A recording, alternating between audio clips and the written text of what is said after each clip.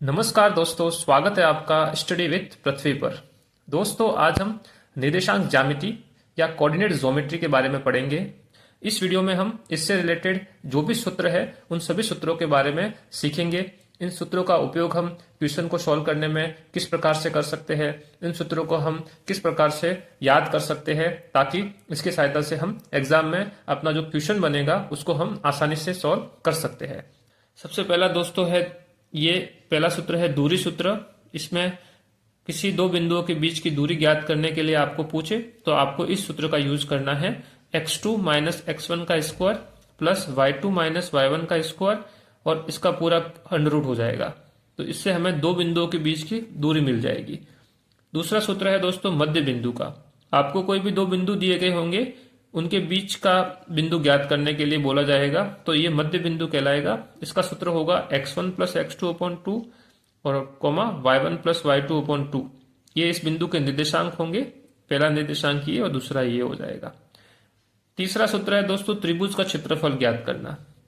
आपको कोई भी तीन बिंदु दिए गए होंगे, उससे ए बी और सी त्रिभुज के तीन बिंदु होते हैं जिसपे पूरा त्रिभुज बना हुआ होता है। तो इस त्रिभुज का क्षेत्रफल आपको निकालना है, तो आपको इस सूत्र का यूज करना पड़ेगा। 1/2 कोष्टक x1 y2 minus y3 plus x2 y3 minus y1 plus x3 y1 minus y2। चौथा सूत्र है दोस्तों विभाजन सूत्र।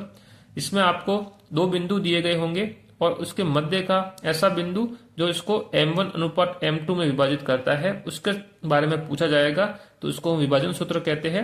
इसके लिए ये फॉर्मूला है m1 x2 plus m2 x1 upon m1 plus m2 और इसका comma m1 y2 plus m2 y1 upon m1 plus m2। ये विभाजन सूत्र है। और लास्ट वाला दोस्तों सूत्र है 5 नंबर मूल बिंदु से दूरी। अगर आपको कोई भी एक बिंदु दिया जाए और पूछा जाए कि इसकी मूल बिंदु से दूरी कितनी है। मूल बिंदु क्या होता है? जिसके निर्देशांक 0 0 होते हैं। इसका x निर्देशांक भी 0 होता है और y निर्देशांक भी 0 होता है। और आपको पूछा जाए कि इसकी मूल बिंदु से दूरी कितनी है, तो आपको इस सूत्र का यूज करना है। x square plus Y square करके इसका अंडर रूट करना है या इसका वर्गमूल करना है। दोस्तों, इन सूत्रों के बारे में मैं आपको एक एक करके बताऊंगा, तब आपको समझने में आसानी रहेगी। इसके रिलेटेड किस प्रकार से क्वेश्चन बनते हैं उसको भी हम देखेंगे। दोस्तों, पहला सूत्र हमारा दिया गया है दूरी सूत्र। इसमें हमें क्या बताया है, दो बिंदु है। जैसे हमने यहाँ पे इसको अलग से समझाया है। जैसे दूरी सूत्र के लिए हम क्या करेंगे, इसको हम डिस्टेंस फॉर्मूला भी बोलते हैं। कोई भी दो बिंदु है, जैसे कि ये P है एक बिंदु और दूसरा बिंदु Q है।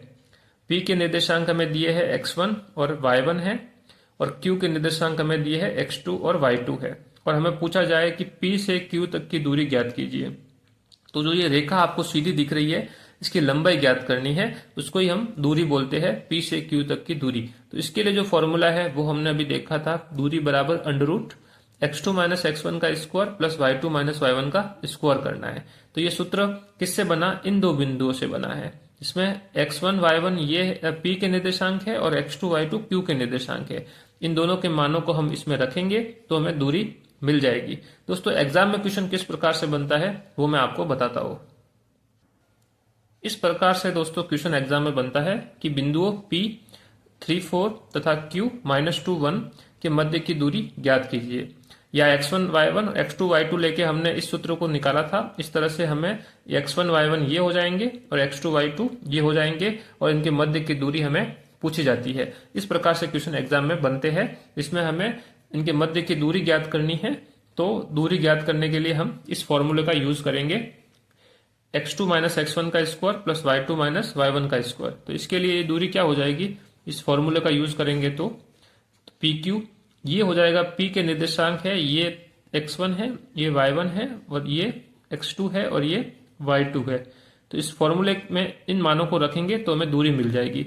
तो हमारा क्या हो जाएगा, x2 माइनस x1 है, x2 कितना है -2 है, तो -2 और माइनस और x1 कितना है 3 है, तो 3 आ जाएगा। इसका हम कर लेंगे स्क्वायर, x2 माइनस x1 का स्क्वायर कर दिया, प्लस आ जाएगा y2 माइनस y1, y2 कितना है 1 है, 1 आ जाएगा, माइनस आ जाएगा y2 माइनस y1, y1 कितना है 4 है, तो 4 आ गया। इसका हमने स्क्वायर कर दिया। अब इसके ऊपर क्या करेंगे, हम वर्गमूल का निशान लगाएंगे। इस प्रकार से दोस्तों हम इस सूत्र की सहायता से ये जो सूत्र हमने लिखा है इसकी सहायता से इन दो बिंदुओं के मध्य की दूरी को ज्ञात कर सकते हैं। अब दोस्तों आगे इसको आपको सॉल्व करना है कि किस प्रकार से इसको हम सॉल्व करेंगे। अब हम दोस्तों देखते हैं दूसरा सूत्र।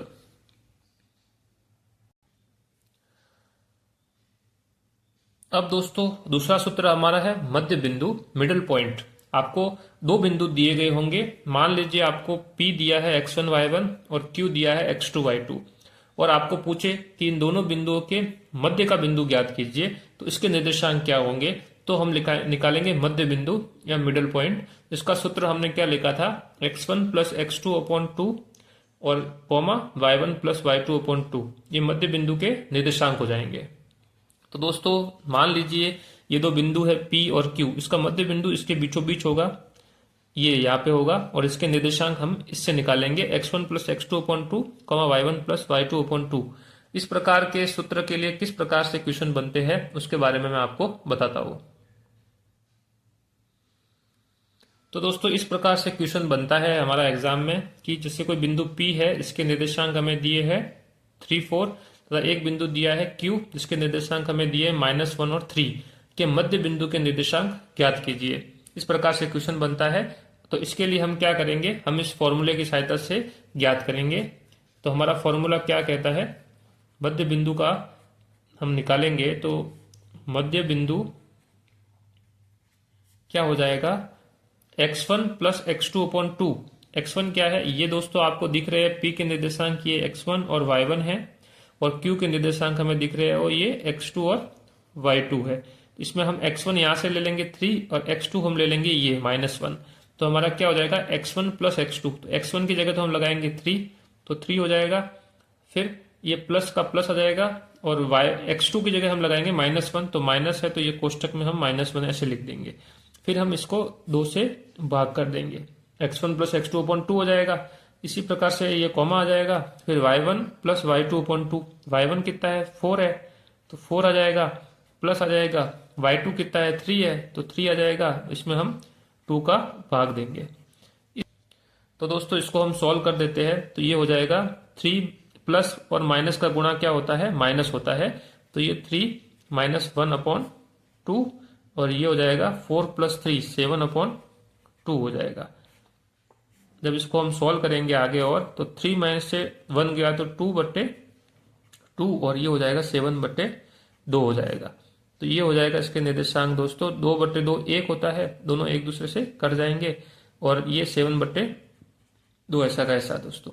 इस प्रकार से दोस्तों ये जो प्राप्त हुआ हमें 1,7/2, ये क्या है, ये P और Q के मध्य बिंदु के निर्देशांक हमें मिल गए। तो दोस्तों दो सूत्र हमने देख लिए, दूसरा सूत्र भी आपको समझ में आ गया होगा कि इसके रिलेटेड इस प्रकार से क्वेश्चन एग्जाम में बनते हैं और आपको इस प्रकार से इसको सॉल्व करना है। अब हम देखते हैं तीसरे सूत्र की ओर। अब दोस्तों हमारा जो तीसरा फॉर्मूला है जिसमें त्रिभुज का क्षेत्रफल निकालना है, वो हम किस प्रकार से निकालेंगे उसके बारे में हम देखते हैं। ये हमारा जैसे कोई त्रिभुज है जिसके निर्देशांक हमें दिए हैं, पहला बिंदु है P जिसके निर्देशांक x1 y1 है, दूसरा बिंदु है Q जिसके निर्देशांक x2 y2 है, और तीसरा बिंदु है R इसके निर्देशांक x3 y3 है। ये हमें 3 बिंदु है जिससे एक त्रिभुज बना हुआ है और इसके निर्देशांक हमें दिए हैं, और हमें पूछा जाए कि इसका क्षेत्रफल निकालिए, तो हम इस फॉर्मूले का यूज करेंगे। इसमें क्या लिखा हुआ है, 1/2, फिर कोष्टक है x1 y2 minus y3 plus x2 y3 minus y1 plus x3 y1 minus y2। इनके मान हम यहाँ पे जो हमें दिए गए होंगे बिंदु, इनके मान यहाँ पे रखेंगे, जिससे हमें फिर इसको सॉल्व करेंगे तो हमें जो त्रिभुज इससे बनेगा उसका क्षेत्रफल हमें मिल जाएगा। दोस्तों एग्जाम में इससे रिलेटेड क्वेश्चन किस प्रकार से बनते हैं वो हम देखते हैं। तो दोस्तों इस प्रकार से क्वेश्चन एग्जाम में बनते हैं कि हमें 3 बिंदु दिए गए होंगे, जैसे ये दिया है P 1 2, P के निर्देशांक है ये, Q 3 1 ये Q के निर्देशांक है, और R 5 4 ये R के निर्देशांक है, से निर्मित त्रिभुज का क्षेत्रफल ज्ञात कीजिए। हमें 3 बिंदु दे दिए और इससे जो त्रिभुज बनेगा उसका हमें क्षेत्रफल निकालना है। तो हम क्या करेंगे कि इसको मानेंगे, P के निर्देशांक है उसको हम मानेंगे x1 और y1। इस प्रकार से Q के निर्देशांक है इसको मानेंगे हम x2 और y2, और R के निर्देशांक है इसको मानेंगे हम x3 और y3, तो हमें x1 मिल जाएगा, y1 मिल जाएगा, x2 मिल जाएगा, y2 मिल जाएगा, x3 मिल जाएगा और y3 मिल जाएगा। अब इन मानों को हम इस सूत्र में लगाएंगे, जो हमें सूत्र दिया गया है त्रिभुज का क्षेत्रफल का।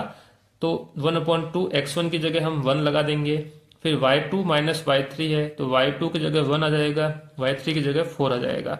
फिर हम x2 ले लेंगे, x2 हमारे कितना दिया है, 3 दिया है। फिर y3 माइनस y1 है तो y3 4 है, 4 में से हम y1 घटा देंगे तो 2 घटा देंगे। इस प्रकार से हम x3 लेंगे, x3 कितना है, 5 है, 5 में और y1 कितना है, y1 माइनस y2 है तो y1 हम 2 ले लेंगे और y2 कितना है हमारा 1 है। इन मानों को हम इस सूत्र में लगाएंगे, जिससे हमें फिर उसको सॉल्व करेंगे तो हमें त्रिभुज का क्षेत्रफल मिल जाएगा। तो दोस्तों हम मान लगा देते हैं, जिससे आपको समझ में आ जाएगा किस प्रकार से इसके मान लगाने हैं। तो हमारा जो त्रिभुज होगा, त्रिभुज का क्षेत्रफल क्या होगा, त्रिभुज का क्षेत्रफल हो जाएगा दोस्तों 1/2 ऐसा का ऐसा। ये 1/2 हमने ऐसा का ऐसा लिख दिया, फिर एक बड़ा कोष्टक आ गया। फिर x1 कितना है, x1 हमारा 1 है तो हम 1 लगा देंगे। फिर y2 माइनस y3 तो हम कोष्टक लगा दिया, y2 कितना है, y2 हमारा 1 है तो 1 आ गया, माइनस y3 कितना है, 4 है तो 4 आ गया, ये हो गया। फिर प्लस का निशान आ गया ऐसा का ऐसा, जो प्लस यहाँ पे दिया है। फिर x2 दिया है, x2 कितना है हमारा, ये है x2 3 है तो हमने 3 लगा दिया। फिर कोष्टक आ गया, y3 माइनस y1 है तो y3 कितना है, 4 है तो 4 माइनस y1 कितना हो जाएगा, y1 2 है तो -2, प्लस आ जाएगा प्लस। फिर हमें दिया है x3, x3 कितना है हमारा, 5 है तो 5 आ गया। फिर y1 माइनस y2, y1 कितना है, ये 2 है तो ये 2 आ गया, और y2 कितना है, 1 है तो ये -1 आ गया। फिर इस कुष्टों को हमने क्या कर दिया, बंद कर दिया। तो दोस्तों जब यहां तक हम पहुंच गए, अब इस मानों को हमने यहाँ पे रख दिया सूत्र में। अब इसको हम जब भी सॉल्व करेंगे तो हमें जो मिलेगा वो इस त्रिभुज का क्षेत्रफल हमें मिल जाएगा। अब दोस्तों हम आगे बढ़ते हैं चौथे सूत्र की ओर, उसमें हमें क्या दिया गया है उसको समझते हैं।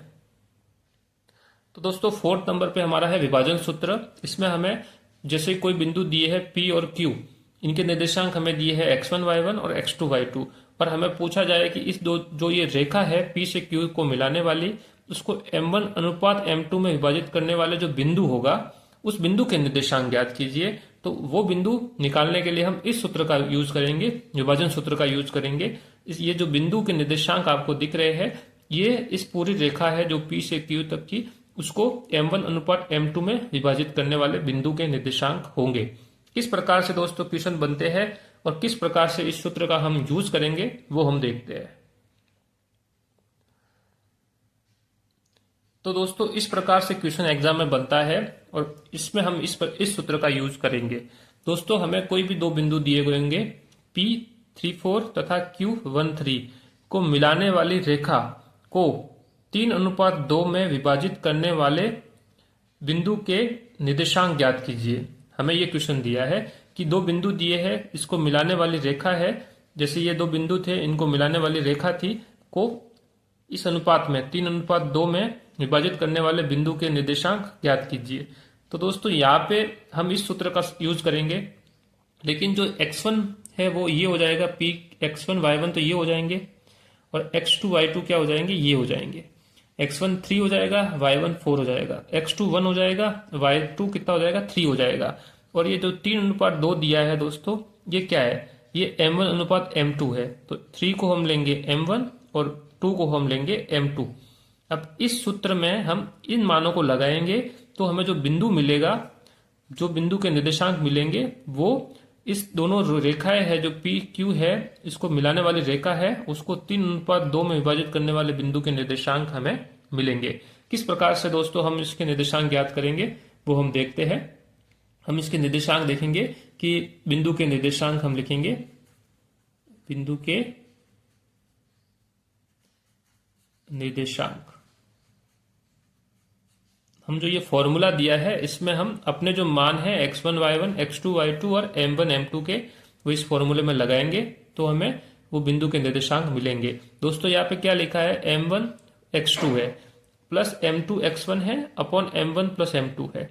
तो इसमें क्या करना है, m1 कितना है अपना 3 है तो 3 लगा देंगे, और इसका गुणा है m1 x1 मतलब m1 का गुणा x1 m1 x2, m1 x2 बराबर क्या हो जाएगा, m1 का गुणा हमें किससे करना है, x2 से करना है। तो m1 हमने लिया 3, तो x2 कितना है हमारा, x2 दोस्तों है 1, यही है x2, तो यहाँ पे हमने 1 लिख दिया। फिर प्लस आ जाएगा, फिर m2 कितना है अपना, m2 2 है तो 2 आ गया, और इसका गुणा किससे करना है, m2 गुणा x1, x1 कितना है 3 है तो 3 आ गया। फिर ये अपॉन आ गया m1 प्लस m2, तो m1 प्लस m2 मतलब m1 plus m2 3 plus 2, 3 plus 2 हो गया दोस्तों। यहाँ तक आपको समझ में आ गया होगा। फिर ये कॉमा आ गया, फिर ये लिखना है m1y2, m1 कितना है, m1 हमारा है 3, और y2 कितना है, y2 ये रहा 3, प्लस ये है m2, m2 कितना है, m2y1, तो m2 कितना है दोस्तों, m2 है 2, और y1 कितना है, y1 दोस्तों यहाँ पे 4 है तो हमने 4 लगा दिया, अपॉन आ गया।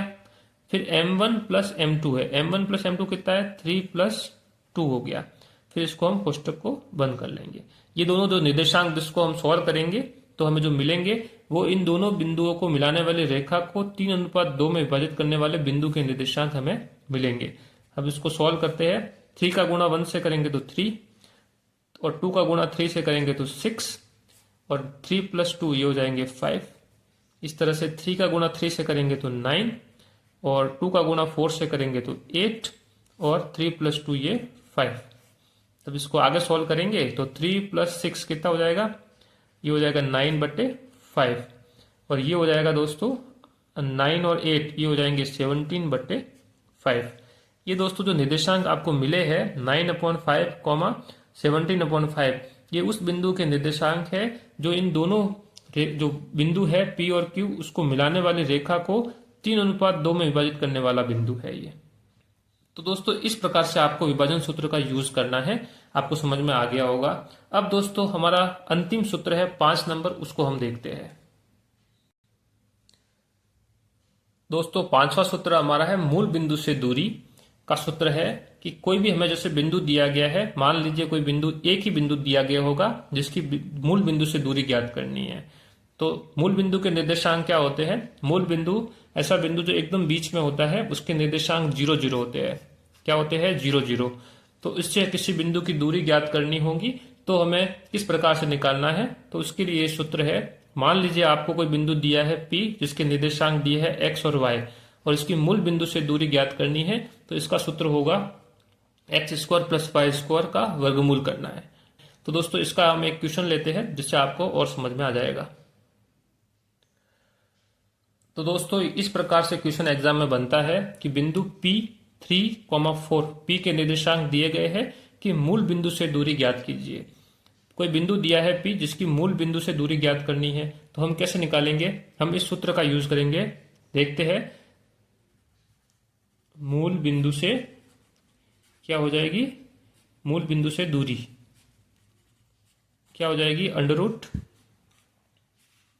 किसका है, x² + y² का अंडर रूट करना है। तो x क्या हो जाएगा, ये x हो जाएगा, ये y हो जाएगा।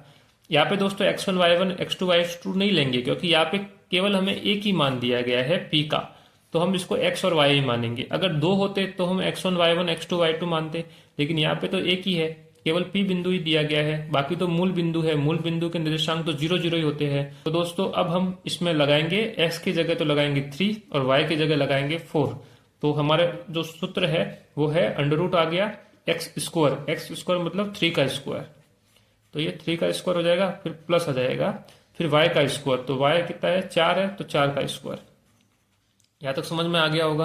अब हम क्या करेंगे, 3 का स्क्वायर ये हो जाएगा 9, और ये हो जाएगा 4 का स्क्वायर ये हो जाएगा 16। फिर इसका हम वर्गमूल करेंगे। अब दोस्तों हम इसको जोड़ेंगे तो 16 और 9 कितने होते हैं, 25, और 25 का वर्गमूल कितना होता है दोस्तों, आपको पता होगा कि 25 को हम 5 गुणा 5 लिख सकते हैं। 25 को हम 5 गुणा 5 लिख सकते हैं, और अगर वर्गमूल के अंदर 2 संख्या है तो वो बाहर निकलती है, 2 बराबर संख्या है तो वो बाहर निकलेगी तो 1 बच जाएगी। कितनी बच जाएगी, 1। तो ये जो 5 आ गया वो हमारा क्या आ गया, इनके जो एक बिंदु है P जिसके निर्देशांक है 3 4, इसकी मूल बिंदु 0 0 से दूरी आ गई, कितनी आएगी, 5 आ गई दोस्तों। और इसमें जो भी मात्रक इसका होगा, यूनिट होगी, वो इसकी यूनिट लग जाएगी। तो दोस्तों इस प्रकार से आपको मूल बिंदु से किसी बिंदु की दूरी ज्ञात करनी है, तो इस सूत्र का यूज करना है और इस प्रकार से आपको सॉल्व करना है। तो दोस्तों इस वीडियो में हमने निर्देशांक ज्यामिति कोऑर्डिनेट ज्योमेट्री के बारे में जो भी सूत्र बनते हैं उन सब के बारे में हमने समझा कि ये सूत्र किस प्रकार से बने हैं, इन सूत्रों का यूज हम किस प्रकार से कर सकते हैं और इस सूत्र के रिलेटेड किस प्रकार से क्वेश्चंस एग्जाम में बनते हैं, वो सब हमने देखा। दोस्तों मैं आशा करता हूं कि वीडियो आपको अच्छा लगा होगा। अगर वीडियो अच्छा लगा है तो वीडियो को लाइक कीजिए, अपने दोस्तों के साथ शेयर कीजिए। अब आप हमारे चैनल पे अगर नए हैं तो हमारे चैनल को सब्सक्राइब कीजिए। दोस्तों मिलते हैं नए वीडियो में नए टॉपिक के साथ। धन्यवाद।